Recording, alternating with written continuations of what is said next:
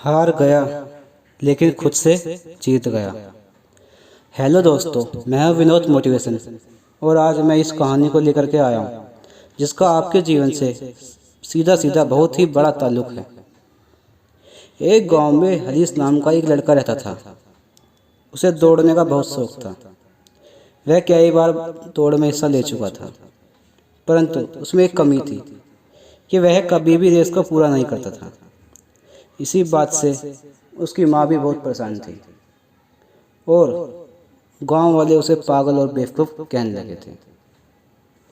लेकिन वह उनकी बातों पर गौर नहीं करता, क्योंकि शायद उसे पता था कि अगर मैंने इनकी बातों पर ध्यान दिया तो शायद यह मेरा शौक खत्म हो जाएगा।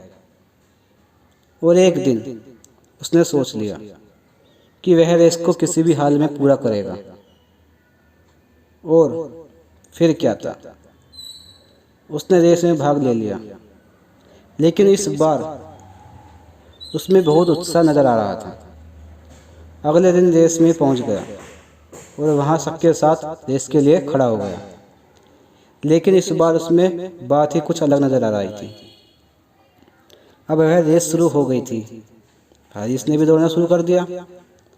धीरे धीरे सारे लड़के उससे रेस में आगे निकल रहे थे। अब हरीश भी धीरे धीरे थकने लगा था और वह रुक गया। तभी उसने खुद से बोला कि मैं दौड़ नहीं सकता हूँ, तो क्या हुआ, मैं कम से कम चल तो सकता हूँ। अब उसने ऐसे ही किया। वह धीरे धीरे चलने लगा। वह आगे तो बढ़ रहा था, पर सबसे पीछे चल रहा था।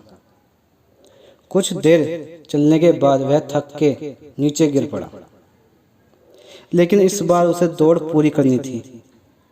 यह सोच उसने खुद से बोला कि वह कैसे भी करके आज दौड़ को पूरी जरूर करेगा। और इसी जिद के साथ वह वापस खड़ा हुआ और लड़खड़ाते हुए आगे बढ़ने लगा।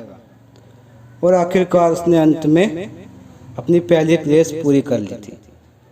माना कि वह रेस हार चुका था, लेकिन आज उसका विश्वास खुद पे सबसे ज़्यादा था, क्योंकि आज से पहले वह कोई भी रेस को पूरा नहीं कर पाया था जो उसने कर दिखाया।